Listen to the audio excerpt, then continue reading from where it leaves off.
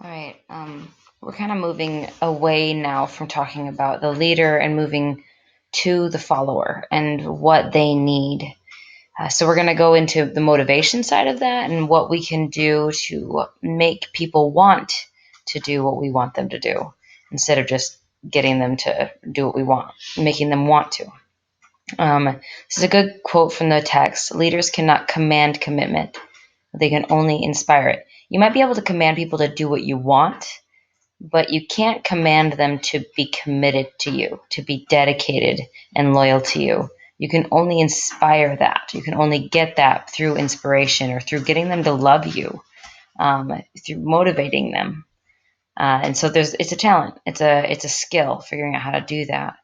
It is a process, a motivation process. If you look at it here, there's each person as they discover a new need that they become motivated to meet that need. They discover a need, and there are different ways you can discover them, which we'll look at later. But then once they've discovered a need, like for example, I would like to learn how to rock climb again, then they start to verbally express it. That comes next. They talk about what they want. Lastly, next they start practicing or start working on it. Like they set up lessons to do it, or they start learning, and then the need is met once they have gotten what they feel the need for. But the thing that's interesting about human beings is that once we've met our need, we're not done. We will discover a new need. We will find something else to need. It's almost impossible for us to just be happy where we're at, even if it is just the desire to learn new things. We tend to seek out something new, some new need or drive that we feel the need to meet somehow, and we're then motivated to do that. So, as a leader, you got to find that need. What need do they have that you can meet? That you can they are already motivated to do. So if you figure out what their needs are and somehow figure out how to get that to match what you need or work with what you need them to do, then they're going to be much more naturally motivated to do what it is you want them to do. But first, you have to look at needs. A need is a deficiency, something that's lacking. It doesn't, honestly, most of the needs we have now are just wants. They're just things that we want, but we feel them as needs. We feel lacking without them. And there are different kinds of needs. There's the expressed needs that you see with someone's current participation. Like if you are a part of a dance team, that's a current participation, and you're expressing the need. You need it. That's why you're doing it. Then there's the felt needs. These are just the needs that you feel interested in. Normative needs, maybe a need because there's a normative standard, like the playground has to be constructed a certain way, and so it's a need of yours. You have to follow it legally. Comparative needs is probably the most common. You identify a need because of comparison to other people. So if you see someone else wearing name brand clothes, then you suddenly feel the need for those name brand clothes.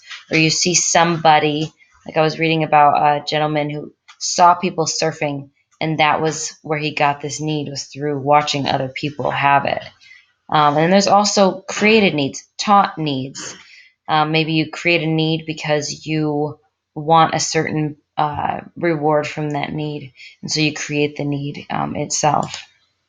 So if you look at it, each of us can kind of identify with any of those. What are your felt needs, and what are your comparative needs? And do you have any creative needs? I feel like that one's the most difficult to identify, but each of us has probably one or all of those different kinds of needs. This relates to Maslow's hierarchy of needs, which we have referred to a little bit earlier in the semester, but at the basic of it, there's the physiological needs like food, water, stuff like that. Then there's safety, which comes with like the security, employment, all of that. But once you get beyond that, recreation takes a play in here. Love and belonging, esteem, self-actualization. These are all things that leisure provides. The relationships with other people, self-esteem and building up my confidence level, as well as self-actualization, realizing, learning, growing, figuring things out, being creative. Those are all needs that recreation meets. And so, and as honestly, most of the higher levels of our lives, like our employment, anything like that, will meet those top three.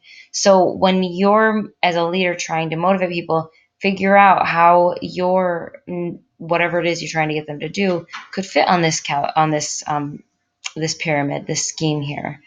Make it a need, and then they'll be more motivated to do it. So your role is to get the participant motivated. How do you engage participants? And really, it's really kind of depend on the situation. But first, you have to take a couple assumptions into play here. Individuals are looking for experiences, not stuff. It might seem like they want stuff, but they don't. They buy the iPhone because they want the recognition of having the iPhone, or they want the cool app that's on the iPhone, or they want the the easy user face of an iPhone, or they want to play basketball not because they want the basketball or the sport, because they want the experience that goes with it. People are always, no matter what they're buying an experience. Some people refer to our field, in fact, as the experience field, the experience market. We sell experiences. That's what we do. Secondly, people benefit, or people only participate because they want a benefit. It doesn't matter what it is. Even if that benefit is a thank you, or just to feel good, or just to feel satisfied, there's always a benefit they're looking for. There's always, sadly, a selfish role. And it might not be their only reason for doing it, but there is always some sort of benefit. Even if the benefit is just feeling good or helping other people, that's still a benefit. And when it comes to meeting leads, you will play a big role. You kind of have to cue them to understand what needs are being met, maybe helping them understand maybe what needs they have. You're constantly working on that if you're trying to motivate people. So you can cue experience through the physical environment, how you organize the lighting, the color. Like if you're trying to help them feel calm, and that's a need you're going to meet, then you better not have bright colors and loud music and bright lights. Social environment as well, giving opportunities for friendship, interaction, if that's the goal, if that's the need you're trying to meet. And then the psychological environment, giving them choice, power, a sense of freedom. I see this especially with my 2-year-old or 3-year-old, I guess it's 3 now. Always trying to give him the opportunity to have some choice and some power. He really wants to do things for himself and have that sense of freedom. It's really all about meeting needs. So when it comes to cueing motivation, you need to make sure that you are meeting their needs. So taking into consideration your interaction with the participant when it comes to motivation, there's expectancy. There's this expectation that as past experience is going to be similar to your current experience.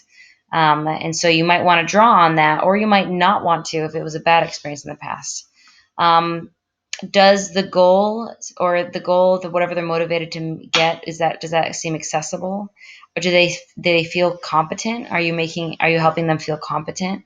Do they feel like they can actually meet the goal? And then satisfaction, like they should feel satisfied, and you can do that through praise and recognition after the fact. So one of the things you have to do when it comes to motivating is try to remove all barriers, the attitudinal barriers, what attitudes they might have. Commercial availability, is it a consumptive problem? Like, is it available or is it not? Do they have to travel really far? Time's a big issue, especially with some phases of life. Time's just not available. Information, do they even know about it? Do they know about opportunities to meet any needs or be motivated by it? Status, socioeconomic can be a big role. If you're not going to be around anybody that's like you, the same class as you might be uncomfortable. Physical, emotional health, and I talked about earlier with expectancy. If they have a bad experience, they're less likely to do it than if they have no experience. So you have to figure out how to work around that to meet their needs. The interesting thing about motivation is that you need to make sure you are working with the people to try to inspire them. This has to be done on an individual basis. It will not work if you try to do it like in a carbon copy type idea. Everybody's different, and therefore everybody has different needs. But if you meet those needs, or if you help them meet those needs, they will be motivated to act.